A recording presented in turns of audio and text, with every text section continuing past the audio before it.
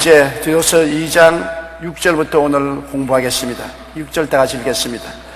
너는 이와 같이 젊은 남자들을 신중하도록 권면하되. 젊고 나이 많은 것이 무슨 차이가 있는 것입니까? 나이를 먹은 사람은 인생 경험이 젊은 사람보다 많습니다.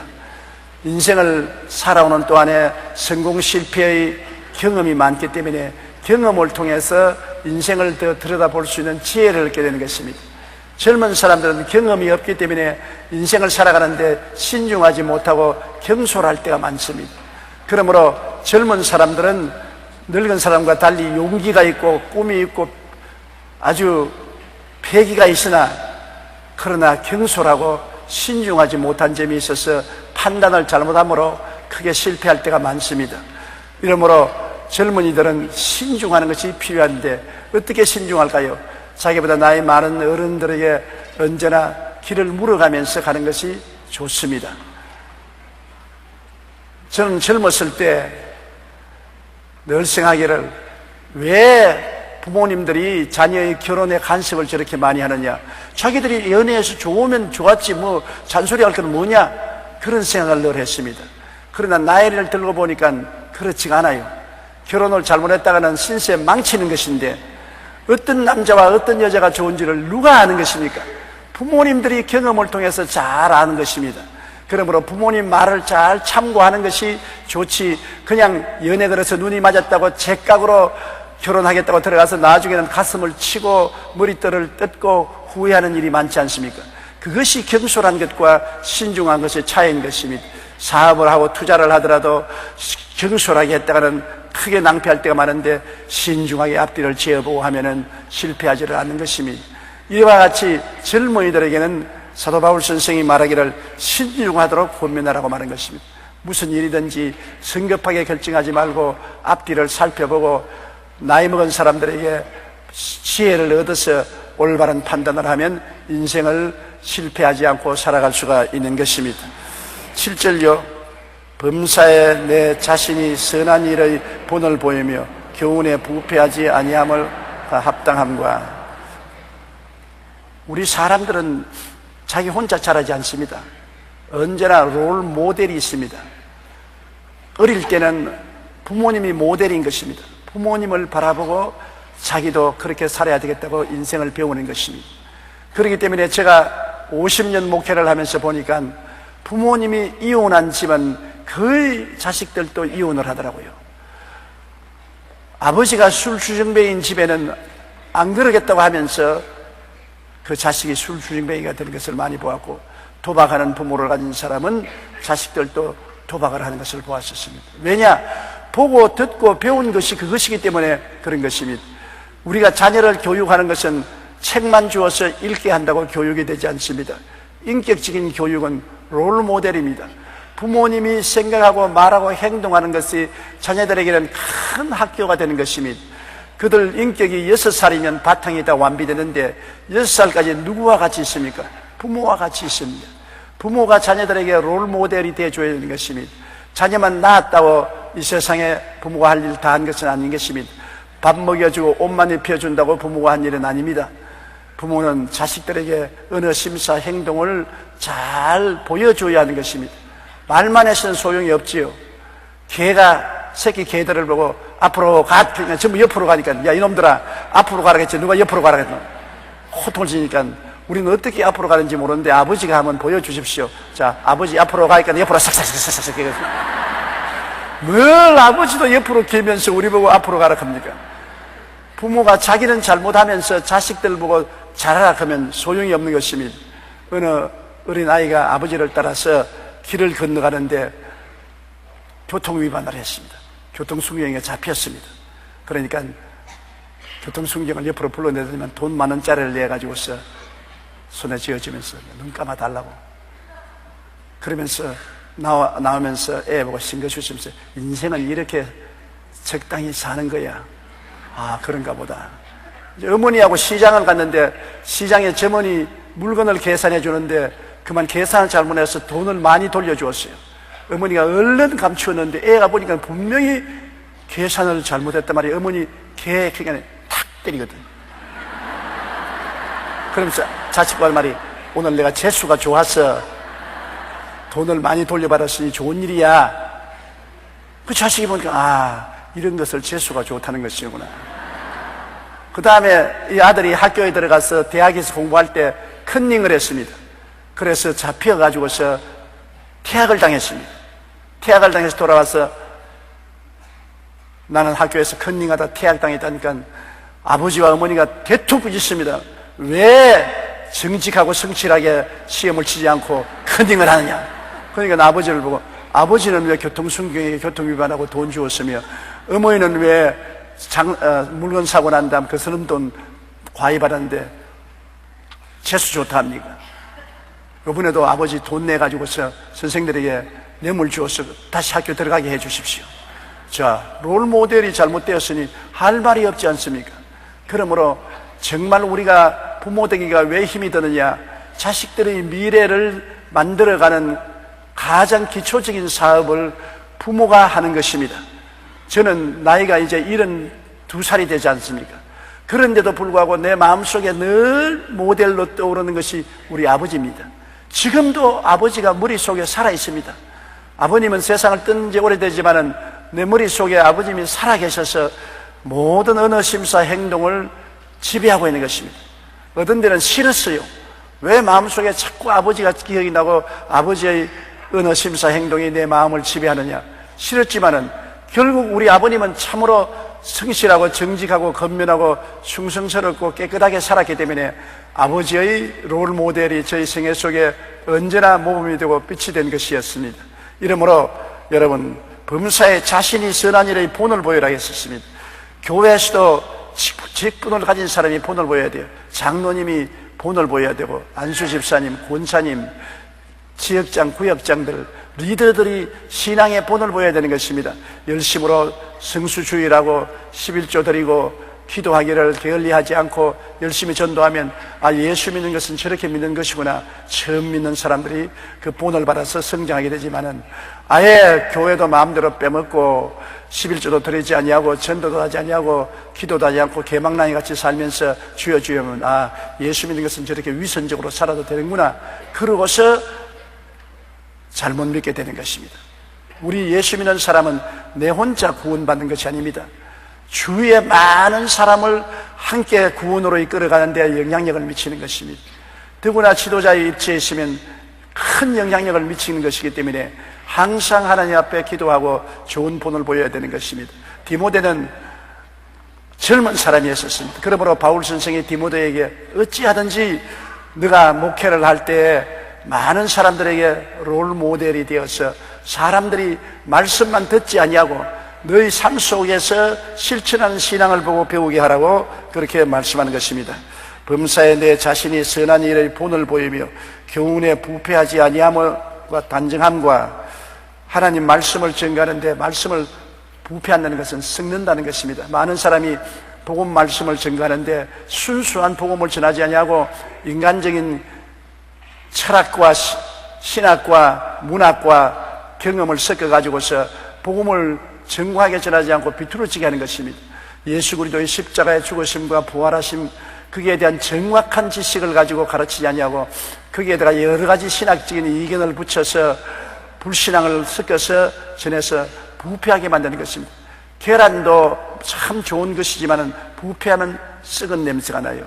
쌀도 여러분 부패하면 쌀밥이 씌어서 먹을 수가 없습니다.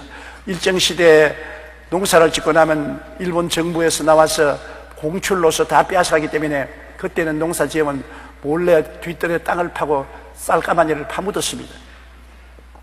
그런데 비가 오면은 그 구덩이에 물이 차서 쌀이 물에 젖어서 썩어요.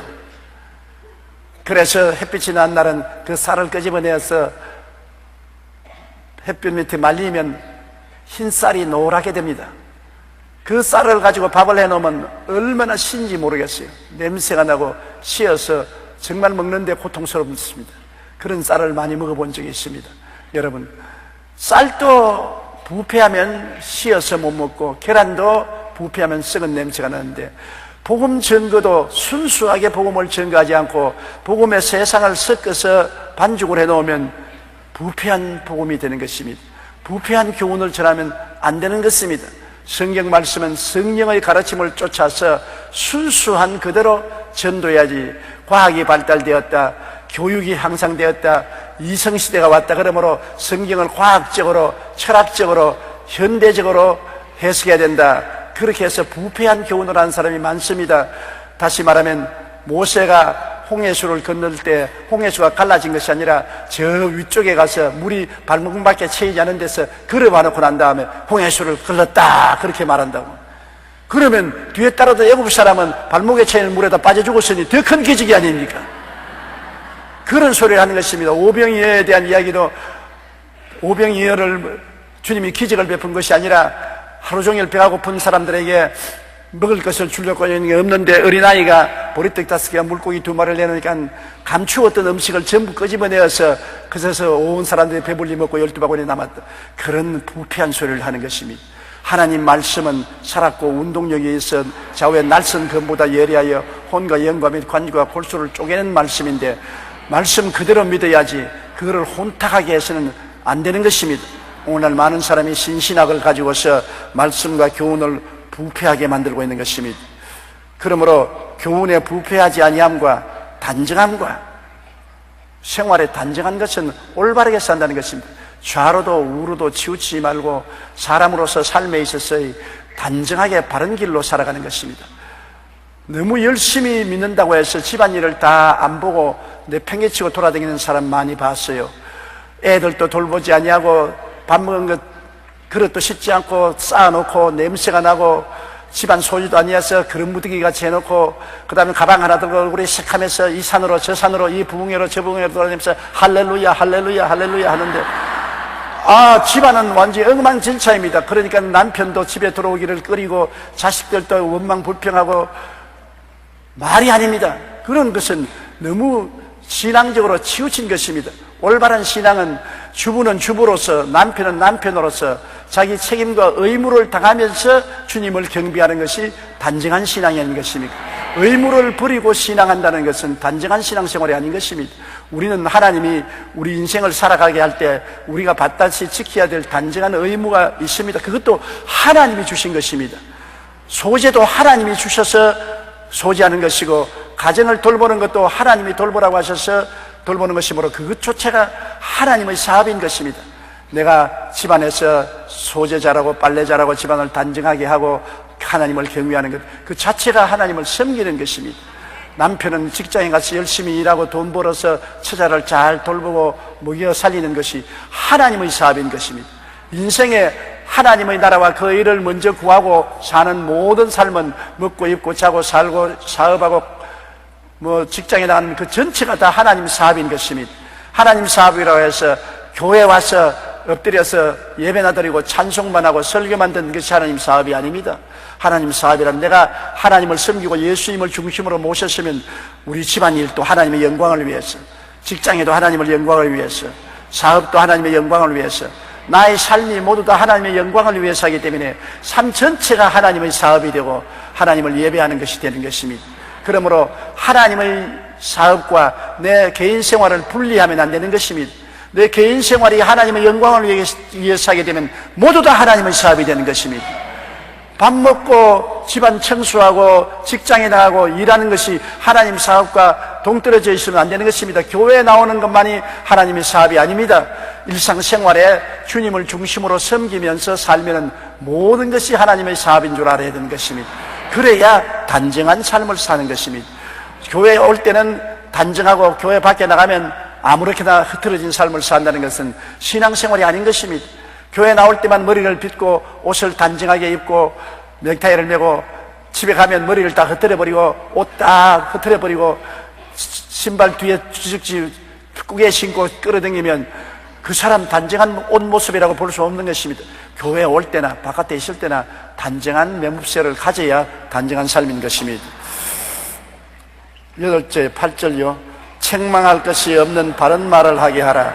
이는 대적하는 자로 하여금 부끄러워 우리를 악하다 할 것이 없게 하려 함이라.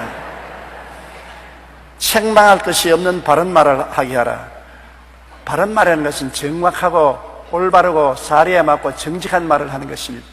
내가 양심에 끓이김 없는 바른 말을 하는 때 당대할 수 있는 것입니다. 너무 편들어 가지고서 자기 양심에 끓이기는 말을 하고 알지도 못하는 말을 지불거리고 남의 흉이나 보고 이렇게 하면 사람들에게 손가락질 당하지 않겠습니까? 말이 여러분 얼마나 중요한지 압니까? 사람들은 말을 그렇게 중요한 줄 모르는데 여러분의 운명은 말이 인도하는 것입니다. 제가 어저께 저녁에도 설교했지만은 큰 파도가 있는 배에 큰 배가 항해를 해갑니다. 출렁거리면서 항해를 해가는데 앞이 안개가 끼고 캄캄하여 갈 길을 모릅니다. 그런데 그 배가 어떻게 항구로 찾아가는 것입니까? 선장한 지도를 보고 나침판을 보고 방향을 잡았지만 그 방향으로 이끄는 것은 배 밑에 있는 조타인 것입니다. 조그마한 조타가 배를 좌우선으로 인도하는 것입니다. 그러므로 배가 스스로 길을 찾아가는 것이 아니라 눈에 안 보이는 물 밑에 있는 조타가 배를 좌우로 운전하는 것입니다. 여러분 인생이 밖으로 볼 때 얼마나 크고 찬란한 것입니까? 그러나 인생을 전후 좌우로 인도하는 것은 눈에 안 보이는 숨어있는 혀가 지도한다고 말하는 것입니다.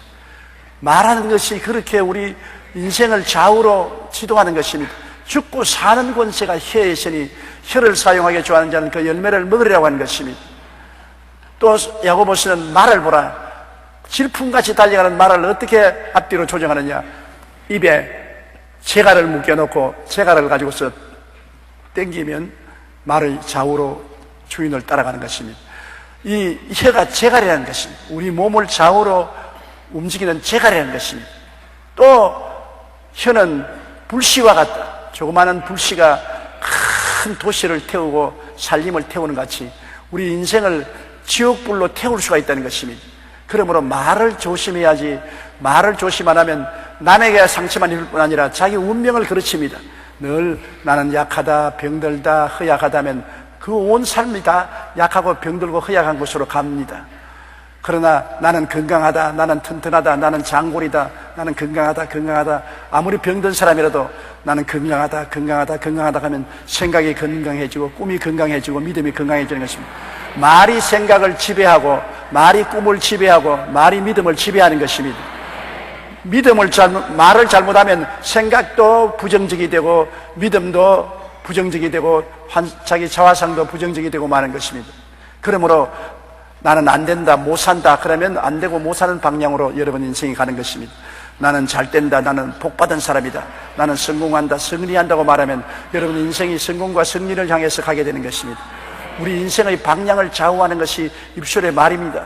그 말을 조심 안 하고 난 다음에 자기 생애에 닥쳐오는 불행을 왜 이런 불행이 다가오냐고 탄식하는 사람 많은데 원인이 자기에게 있다는 것을 알아야 되는 것입니다. 잘못함으로 생각이 잘못되고 꿈을 잘못 꾸고 잘못 믿음을 갖게 되고 잘못 인생을 살게 되는 것입니다. 그렇기 때문에 바른 말을 해야 되는 것입니다. 하나님의 말씀을 언제나 많이 외우고 말씀에 서서 생각하고 꿈꾸고 믿고 말해야 되는 것입니다. 말씀으로 말하면 여러분 생각이 그렇게 달라지고 꿈이 달라지고 믿음이 달라지는 것입니다. 예를 들어 말하면 병든 사람이 성경 말씀에 제가 채찍에 맞음으로 너가 나음을 입었다는 말을 자꾸 하면은 생각이 나았다고 생각이 되는 것입니다. 자꾸 제가 채찍에 맞음으로 너가 나음을 입었다면 마음속에 꿈을 꿀 때 자화상이 건강한 자기 모습을 보게 되는 것입니다. 자꾸 제가 채찍에 맞음으로 너가 나았다고 하면은 나은 것을 믿게 되는 것입니다. 그러면 내 믿은 대로 될지어다고 말씀하는 것입니다. 제일 좋은 말은 하나님의 이 성경 말씀을 많이 읽고 많이 외워서 성경 말씀을 자꾸 주야로 묵상하고 말하는 것입니다. 중요한 성경 구절들을 집안에 붙여놓고 늘 쳐다보고 크게 소리내어 읽는 것입니다. 그러면 생각이 달라지고 꿈이 달라지고 믿음이 달라지고 인생이 달라지게 되는 것입니다. 그러므로 책망할 것이 없는 바른 말을 하게 하라. 말을 잘못하면 자기 인생도 망치고 남도 망치는 것이기 때문에 사람들에게 손가락을 받고 책망을 받지 않습니까? 이번 우리 대통령 선거 때 보십시오. 선거 때 자꾸 남의 허물을 뜯는 사람들이 표를 적게 받았습니다. 남을 허물하지 않은 사람은 오히려 표를 많이 받고 인정을 하는데 아내가 남을 욕을 하는 것은 듣는 사람이 굉장히 괴롭습니다. 그 말이 옳게 들려도 괴롭다고요. 세상에 욕하는 것 듣고 좋아할 사람 누가 있는 것입니까? 노래소리가 좋지 욕하는 사람이 좋습니까? 그러므로 남을 자꾸 욕하면 책망을 듣게 되는 것입니다. 부정적인 말을 하면 사람들이 그를 회피하게 되는 것입니다.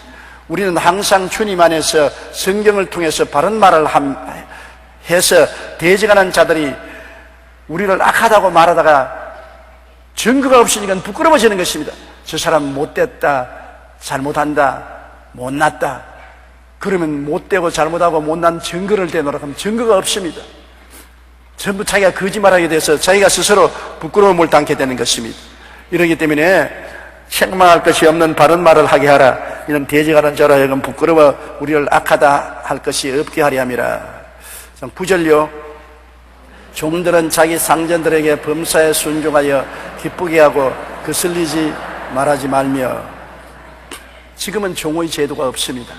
그러나 옛날 바울 시대에는 사회 제도가 그렇습니다. 사회 제도가 종이 있고 상전이 있는 것이 사회 제도였습니다. 우리도 이조 시대까지 종이 있었습니다. 그러므로 이 사도 바울이 하나님의 뜻으로 종을 지지했다고 말하는 사람이 있는데 그렇지 않고 그 당시의 사회 제도는 별 수 없이 종과 상전이 있었습니다. 그러나 바울 선생은 성경에 할 수 있으면 자유케 하라고 말하고 종을 형제로 취급하지 종으로 취급하지 말라고 여러 번 교훈한 것을 볼 수 있는 것입니다. 그러나 오늘날 이 종을 무슨 의미로 보느냐, 낮은 사람이 높은 사람을 대하는 태도를 말하는 것입니다. 아내가 남편을 대하고 자식들이 부모를 대하고 회사의 사원이 사장을 대하고 국민들이 다스리는 대통령이나 위에 있는 사람들을 대하는 태도를 말하는 것입니다. 종들은 자기 상령의 범사에 순종하여 기쁘게 하고 거슬려 말하지 말라고 했는 것입니다. 상전을 모신 사람은 모든 일에 순종하라. 그리고 기쁘게 하고 거슬려 말하지 마라. 이거 대단히 중요한 것입니다. 왜냐하면 밑에 있는 사람이 자꾸 불순종하고 불쾌하게 대하고 말만 하면 탁탁 받아서 말하면 아예 기가 막혀요. 가정생활도 그렇습니다. 남편이 무슨 말하면 한마디 말하면 10마디로 부인이 대답하는 가정이 많아요. 원래 두뇌 조직이 다릅니다. 여자는 언어 신경이 굉장히 발달되어 있습니다. 말을 잘하게 되어 있어요. 남자는 이성적인 사고하는 신경이 발달되어 있습니다. 그러므로 남자는 이성적으로 말하는 것은 잘 이해가 되지만은 감성적으로 말하는 것은 여자들이 잘하는 것입니다. 그러면 한마디 말을 하면 여자들은 말을 잘하기 때문에 막 총알같이 말을 하기 때문에 남자는 버전이 알고도 대답을 못하므로 화가 나서 그냥 큰 소리 치고 옛날에는 손찌끔 했으면 요새는 손찌끔을 못하기 때문에 그냥 밖을 박차고 나가는 사람들이 많습니다. 자꾸 말대꾸 하면 안 되는 것입니다. 여러분도 집에서 남편하고 말하거들랑 제일 좋은 길래 가르쳐 줄게요.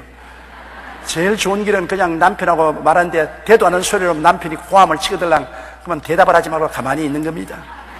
제일 좋은 것이 속으로만 욕을 하고 겉으로는 욕하지 말고 그냥 고개 숙이고 가만히 있는 것입니다. 더 심히 달려들거든 눈물을 뚝뚝 흘리면 그만 남편의 마음속에 큰 가책이 다가오는 것입니다. 남편은 원래 지어지기를 부인에게 지고 싶은 마음이 없게 지어진 것입니다. 성경에 남편이 가정의 머리라고 했는데 머리가 되기 때문에 본능적으로 안 지려고 합니다. 그런데 말로서 굽히려고 하니까 자존심이 상하니까 폭력을 쓰든지 안 그러면 뒤에 나가기 때문에 그걸 알아줘서 그냥 남편이 무슨 말을 하거들랑 이성적으로 말할 수 없는 처지 같으면 그냥 가만히 듣고 있어요. 그리고 눈물을 뚝뚝 흘려요. 그러면 이긴 남편이 잘못해가 나중에 빌고 오히려 미안하기 때문에 잘해주려고 하는 것입니다. 그러나 한마디 하면 열장마다 딱딱딱딱딱딱 하고 달라들고 막 이마살을 찌푸리고 눈을 상심질을 해가지고서 입에 침을 말리면서 대응을 하면 아내 이길 남자 없습니다.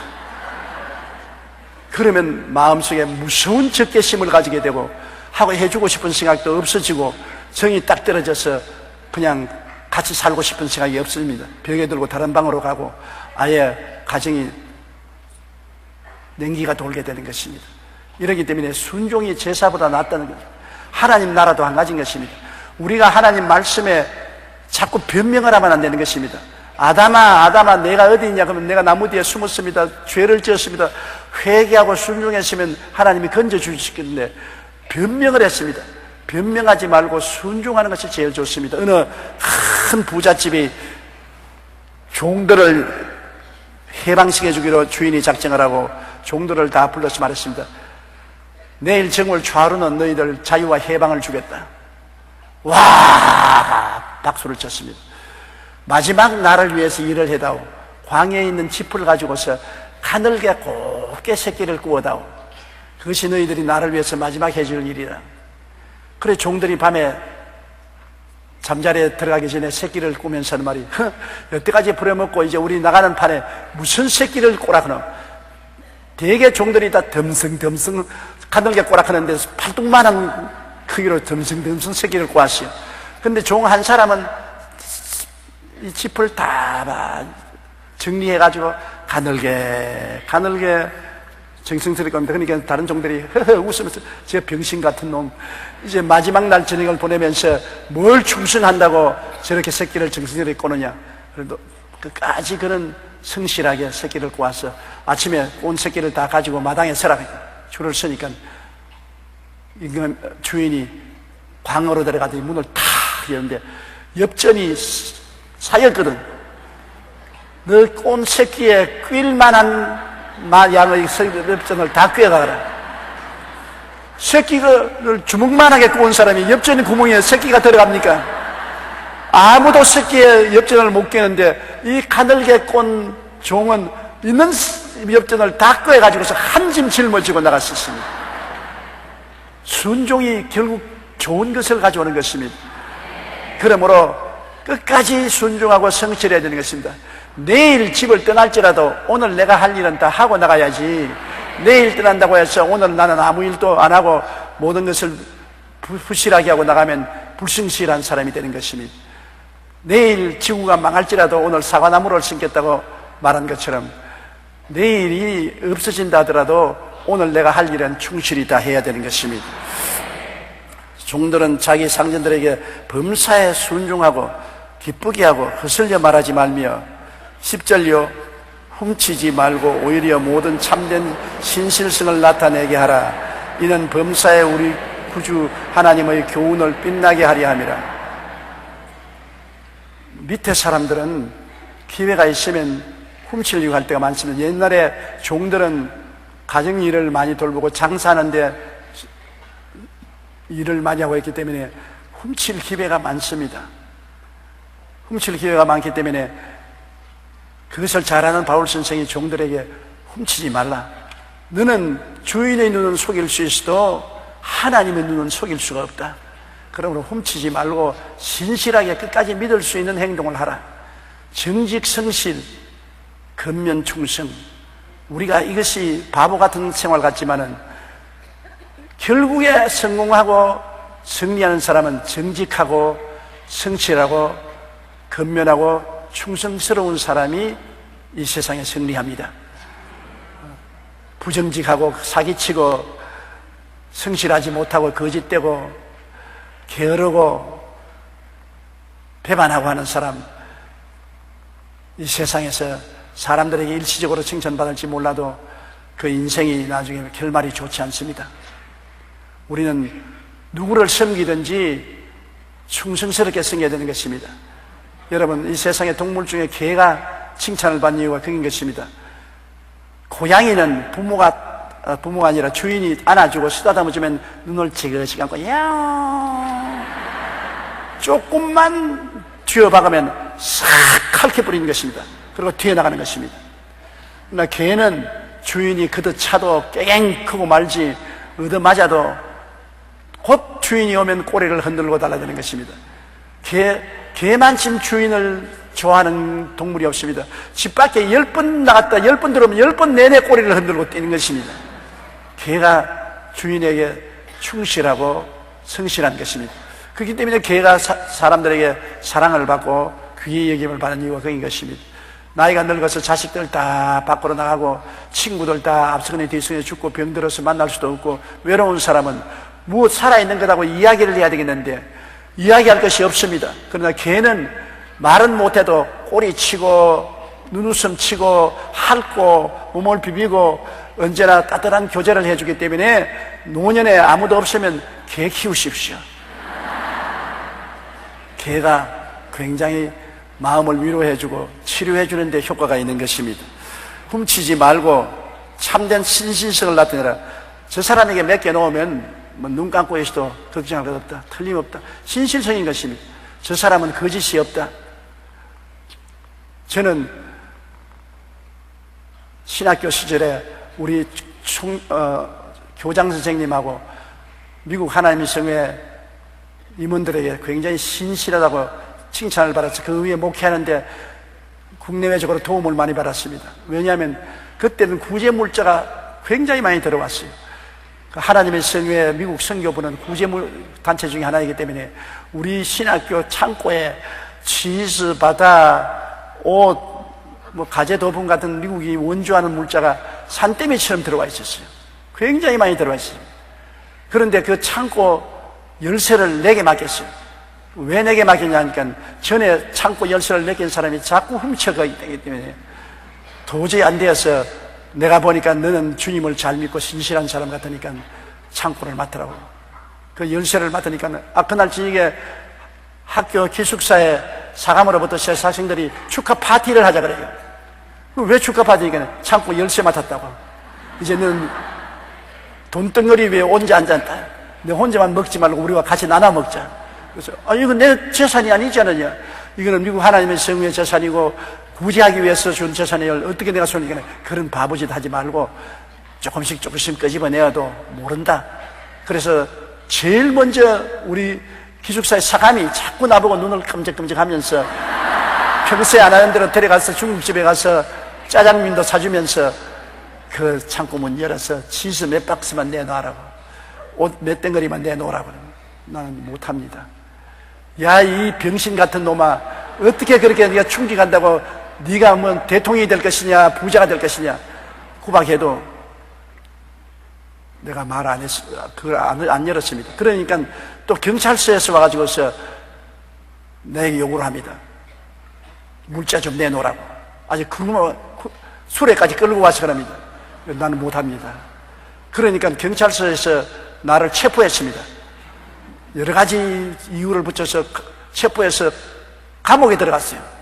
감옥에 들어가서 앉아있으니까 기가 막히더라고요. 그러면서 경찰관이 내게 와서 한마디 말만 들어주면 안 들어올 것인데 왜 그렇게 야단이야 말이야. 창고 열쇠 좀 맡겨라. 난 죽어도 못합니다. 그러니까 오랫동안 경찰에서 유치시킬 수 없으니까 그 사람 내주었어요. 얼마나 좌우에서 압박이 들어오고 창고 문을 열어서 조금만, 많이도 말고 조금만 줘도 괜찮은데 뭘 그러냐고. 그래도 제가 안 했습니다. 그 결과에 나중에 세월이 흘러가서 제가 학교를 졸업하고 나오고 열쇠를 돌려주었는데 소문이 쫙 났습니다. 미국 하나님의 성회 본부에서 뭐라 하면 조용기에게 맡기면 무엇이든지 안심할 수 있다.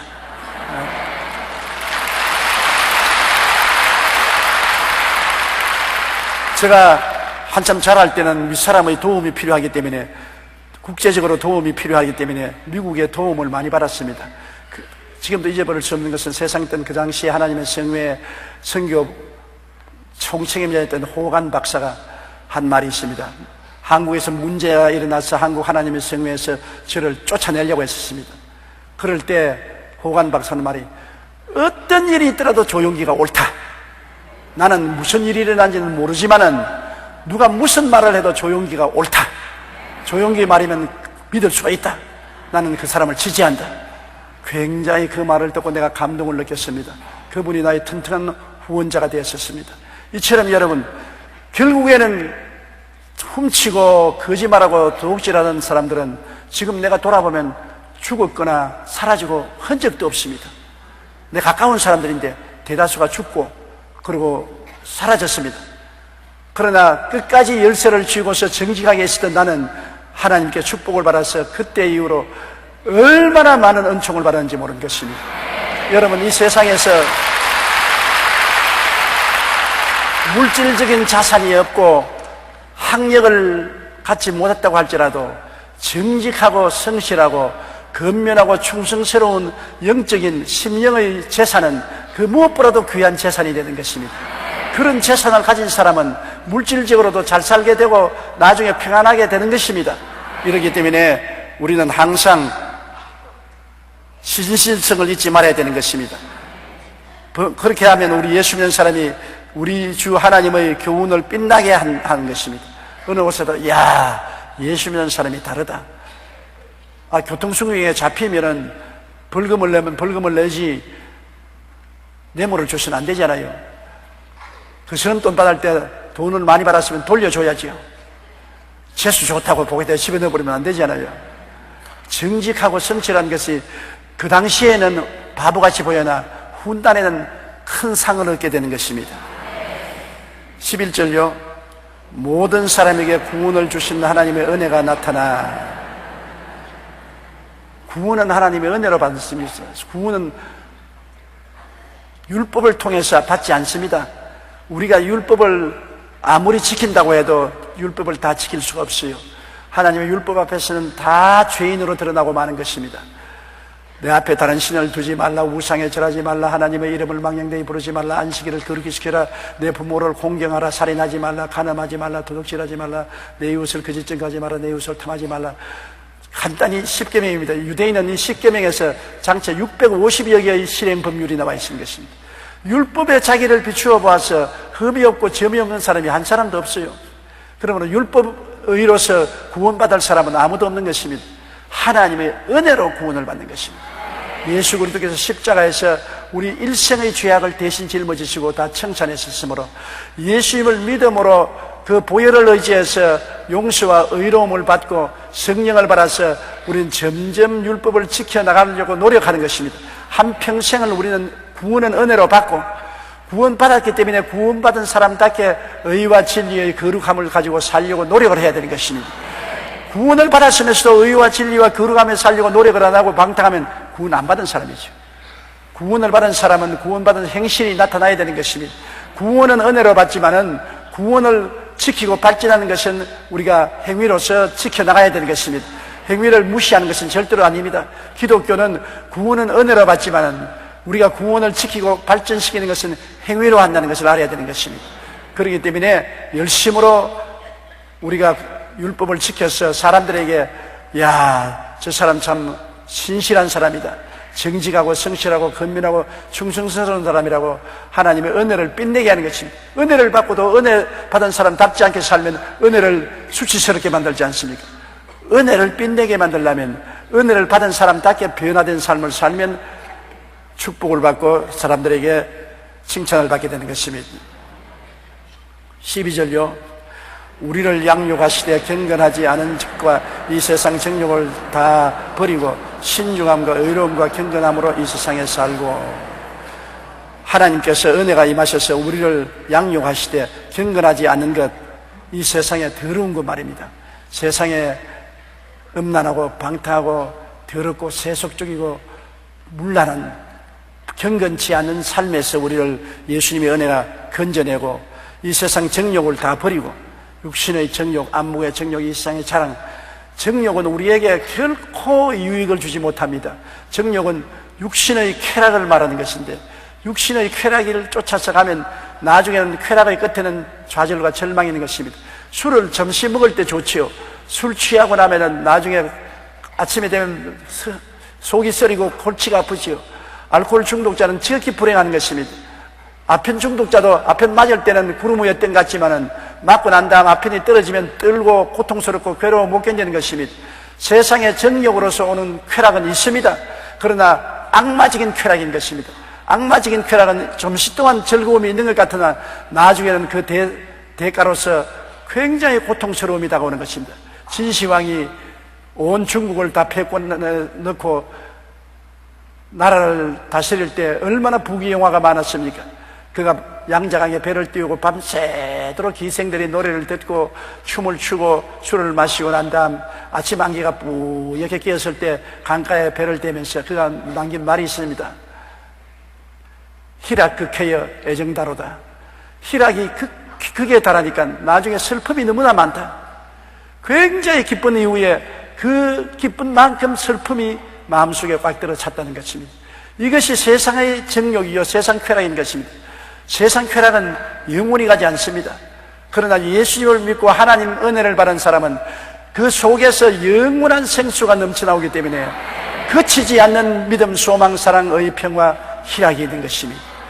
믿음은 믿을수록 끝짝이 좋은 것이 예수 믿는 믿음이요 신앙인 것이니, 누리면 누릴수록 끝짝이 좋지 않은 것이 세상의 쾌락이요 세상의 육신의 정욕인 것입니다. 그러므로 하나님의 은혜가 오시면 은혜가 얼마나 귀한 것을 우리에게 보여주심으로 세상 정욕을 다 버리게 하고, 그리고 신중함과 하나님 말씀을 의지하고 사람이 무게 있고 경건하게 해하고 의로움과 경건함으로 이 세상을 살고 의롭게 살고 경건하게 세상에 살도록 은혜가 그렇게 변화시켜 준다는 것입니다. 13절요. 복스러운 소망과 우리의 크신 하나님 구주 예수 그리스도의 영광이 나타남을 기다리게 하셨으니, 복스러운 소망, 우리 예수 믿는 사람의 가장 큰 것은 소망입니다. 죄에서 자유를 얻는 소망, 세상에서 해방을 얻는 소망, 병고침 받는 소망, 저주에서 해방되는 소망, 지옥에서 영생의 영광을 얻는 소망. 우리는 매일매일 커져가고 넘치는 소망을 향해서 사는 것입니다. 세상 사람들은 살아갈수록 소망이 꺼져가지만 예수 믿는 사람은 살아갈수록 점점 소망이 커진 것입니다. 모든 사람은 소망을 바라고 있는 것입니다. 이번 대통령의 이명박 당선자에게 압도적인 표를 준 것은 국민들이 지금보다 더 잘 살 수 있는 소망이 있다고 해서 그렇게 한 것입니다. 소망이 없으면 그렇게 하지 않습니다. 우리에게 소망을 줄 것이라고 생각했기 때문에 압도적인 표를 이명박 당선 후보자에게 준 이유가 거기 있는 것입니다. 소망이 그처럼 중요한 것입니다. 사람은 기절했을 때 물을 퍼부으면 깨어나는 것입니다. 절망한 사람에게 소망을 부어주면 절망에서 살아남을 수가 있는 것입니다. 소망이 없으니까 절망하지요. 그리고 자살하지요. 소망이 있으면 절대로 절망하기나 자살하지 않는 것입니다. 예수 그리스도 안에서 얻는 소망 이외에는 더 큰 소망이 없는 것입니다. 그러므로 우리는 그리스도 안에서 복스러운 소망을 가지고 있으며, 크신 하나님 구주 예수 그리스도, 예수님은 아버지 하나님, 아들 하나님, 성령 하나님, 삼위일체 하나님인 것입니다. 그러므로 예수 그리스도는 하나님 아들뿐 아니라 예수님 자신이 하나님이신 것입니다. 크신 하나님 구주 예수 그리스도의 영광이 나타나심을 기다리게 하셨으니, 그리스도의 재림의 날은 영광의 날인 것입니다. 그리스도가 만왕의 왕 만주의 주로 재림하시고 예수 믿는 우리들은 다 그리스도의 형상으로 변화되어 추한 몸이 영광스러운 몸으로, 육의 몸이 신령한 몸으로, 죽을 몸이 영생할 몸으로 살아나서 공중에서 주를 맞이하고 주와 함께 영원히 있게 되는 것입니다. 우리가 인간으로 생각하면 꿈 같은 소리 아닌 것입니까? 정말 그런 일이 있을까? 그렇게 육신은 자꾸 의심을 가져오지만은 우리 영혼은 맞았어. 그런 일이 있어. 우리 영혼은 주님을 알기 때문에 믿습니다. 그러나 육신은 자꾸 의심을 던지는 것입니다. 왜? 육신은 영적인 세계를 알지 못합니다. 눈으로 보고 귀로 듣고 코로 냄새 맡고 맛보고 손으로 만지는 감각적인 세계는 현실에 있는 것만 믿지 현실에 없는 것은 믿지 않습니다. 그러나 우리 마음은 현실에 없는 것도 성령의 감동으로 믿는 것입니다. 우리가 심령으로 예수 그리스도의 재림을 믿습니다. 영광이 임하고 우리가 영광스럽게 변화될 것을 심령으로 믿고 있는 것입니다. 14절요. 그가 우리를 대신하여 자신을 주시면 모든 불법에서 우리를 속량하시고 우리를 깨끗하게 하사 선한 일을 열심히 하는 자기 백성이 되게 하려니라. 우리를 대신해서 자신을 주셨다. 여러분, 참 귀한 말입니다. 오늘날 민주주의는 대의정치입니다. 우리를 대신하여 국회의원을 뽑은 것은 그 지역을 대신하라고, 우리를 대신하여 대통령을 뽑는 것은 우리를 대신해서 일을 잘해달라는 것입니다. 그렇기 때문에 대통령이 교만하거나 독선을 하면 절대로 안 됩니다. 대통령 교만할 것 없어요. 국민의 종인 것입니다. 국민이 우리 대신 나라를 이끌어달라고 권한을 맡긴 것이지 자기가 잘나서 태생으로 권한을 가진 것은 아닌 것입니다. 그러므로 교만하지 말아야 돼요. 대통령은 국민 앞에 항상 머리를 숙이고 국민을 두려워해야 되는 것입니다. 국민을 상전으로 모시고 국민 앞에 머리를 숙여야지 국민 앞에 군림을 해서 권력을 행사하면 안 되는 것이고, 또 독선을 행하지 말아야 되는 것이고, 자기가 마음대로 행하는 것, 국민이 권리를 대신해 주기 때문에 국민의 대다수의 뜻이 뭔지 살펴보고 국민이 원하는 일을 해야 되지, 국민의 뜻도 안 살펴보고 자기가 대통령 되었다고 자기가 기간 동안에 마음대로 한다고 국정을 마음대로 요리를 하면은 국민의 분노를 사게 되는 것입니다. 절대로 지도자는 교만하지 말아야 되고 독단하지 말아야 되는 것입니다. 그러므로 대신한다는 생각을 늘 해야 되는데, 우리 하나님께서 여러분 예수님을 보내셔서 우리를 대신하여 십자가에 죽게 하신 것입니다. 우리는 아담의 후손으로서 아담 자손은 모두 다 하나님을 반역한 죄로서 죄의 값은 사망이라 죽어야 되는 것입니다. 우리가 죄값을 받으면 다 죽어서 다시 일어나지 못하고 지옥 가지만은, 죄값을 받고 죽어서 지옥 가서라도 다시 살아날 분은 하나님 아들밖에 없는 것입니다. 우리는 가치가 하나면 예수님은 영원한 가치가 있는 것입니다. 하나의 빚을 갚기 위해서 주님이 고생을 하면 얼마 안 있어 다 갚아버리고 넉넉히 이겨낼 수 있는 것입니다. 예수님 이외에는 우리 죄를 다 청산하고 죽으면서 부활하실 분이 절대로 없습니다. 성령 군자라는 사람, 구주라는 사람이 수없이 생겼지만은 죽고 난 다음 다 무덤 속에 뼈가 파묻혀 있는 것입니다. 못 살아났습니다. 죄를 못 갚았기 때문에 못 살아난 것입니다. 예수님 무덤만은 비었습니다. 부활하셨습니다. 죄를 갚았기 때문에 털털 털어버리고 이기고 부활하신 것입니다. 왜 우리를 대신하실까요? 여러분, 세상에서 대신해 줄 사람은 부모밖에 없는 것입니다. 우리 어머님이 살아계실 때 늘 저보고 말하기를, 제가 몸이 늘 허약하시니까, 아이고 내가 널 대신해서 아팠으면 좋겠다. 너 약한 것은 내게 다 주고 내 건강한 것은 내게 다 주면 좋겠다. 뭐 보통 사람 들으면 무심하게 들을지 모르지만 부모가 되니까 그 말을 하는 것입니다. 여러분, 자식이 빚더미에 올라앉아가지고서 죽게 되었는데 부모가 재산 안 팔 부모가 있습니까? 정상적인 부모 같으면 자식이 밉고 쥐어 박아버리고 때리고 싶지만은, 그러다 그 마음 중심으로 자식이 빚더미에 앉아서 죽게 되었으면 부모가 밥 팔고 집 팔고 내놓는 것입니다. 우리 교회 근처에 있는 어느 모 교단 교회 목사님이 목회를 하고 은퇴를 하는데, 교회 당회에 장로님들이 모여가지고 집을 하나 마련해드리면서 집 문서를 꼭 쥐고 계세요. 이 집 내놓으면 다시 집 못 구하니까 자식들이 와서 집 문서 빌려달라 하거든. 절대 안 해요. 주면 안 돼요. 아, 그러지. 그런데 맏자식이 와서 아버지 사업하는데 돈이 필요하니까 돈을 좀 빌리다면 아버지 집을 저당 잡혀야 되니까 집 좀 내주십시오. 제일 처음엔 아버지가, 너희 어머니하고 나하고는 은퇴해서 늙어서 살기 위해서는 어찌할 도리가 없으니 안 되겠다 하니까, 아버지 자식 죽는 거 볼래요? 나 이 사업에 투자 못하면 나는 망해서 우리 자식들하고 굶어 죽어요. 그 잠시 좀 빌려달라는데 안 빌려줄 수 있어요? 그러면서 아버지에게는 부부간에 의논해서 눈물을 흘리면서 자식에게 문서를 빌려주었습니다. 안 빌려줄 부모 있으면 한번 손들어 봐 주십시오. 자식 이길 부모 없어요. 그래서 사랑하기 때문에 할 수 없이 빌려줬는데, 이 문서를 가지고서 사업을 해서 실패를 하니까 자식은 그만 가족들 데리고 미국으로 도망을 쳐버렸습니다. 집달리가 와서 집을 내놓으라 합니다. 그 부모는 쫓겨나와서 올 때 갈 데 없으니까 교회에 와서 앉아있어요. 그 교회 당회 장로님들이 화가 끝까지 났습니다. 내내 문서 주지 말라는데 도 가지고서, 그것은 고양이 보고 생선 갖다 놓고 먹지 마라, 그런 것과 꼭 한 가지인 것입니다. 부모라는 것은 여러분 정말로 더러운 것입니다. 사랑이라는 것이 얼마나 무섭든지 도저히 상식적으로 할 수 없는 일도 사랑 때문에 하는 것입니다. 그래서 교회에서 다시 헐부리한 집 하나를 구해주고 장로님 한 분이 그 아들에게 갔습니다. 그러니까 미국에 가서 그는 한국에서 가져간 돈을 가지고 집을 사서 잘 살더랍니다. 그런데 당신 부모가 이런 상황이시니 어떻게 할 수 없이, 나 잘 살고 부모 있지, 나 못 사는데 부모 있을 테겠어요. 나도 살아야 되니까 부모는 나 모르겠다 그럽니다. 사랑은 내리사랑이기 때문에 부모는 자식을 그렇게 사랑하지만은 자식은 부모에 대한 그런 내리사랑이 없습니다. 나 늘 여러분 말하기를 자식에게 너무 주지 말라고 하고 하지만은, 말은 그렇게 해도 나는 속으로는 안 되는 거 알고 있어요. 나중에 부모는 굶어 죽을지언정, 다리 밑에 들어갈지언정 자식이 간청을 하고 도와달라면 안 도와줄 수가 없지요. 그게 부모 사랑이고, 그렇기 때문에 그 사랑이 더러운 사랑이라고 합니다.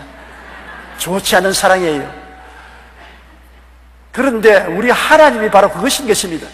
자식들이 범죄하고 사망의 죄를 지어서 영원히 지옥불에 타야 되는데 너무나 안 됐으니까 이거 어찌할 도리가 없습니다. 아무리 하나님이라도 부정하게 할 수는 없으니까 그 아들 예수 그리스도를 사람으로 보내서 죄 없이 잉태되고 죄 없이 자라서 인간의 죄를 대신하고 십자가에 못 박이게 한 것입니다. 대신해서. 아이고, 하나님도 내버려 두지 뭘 그렇게 합니까? 야, 부모 돼봐라.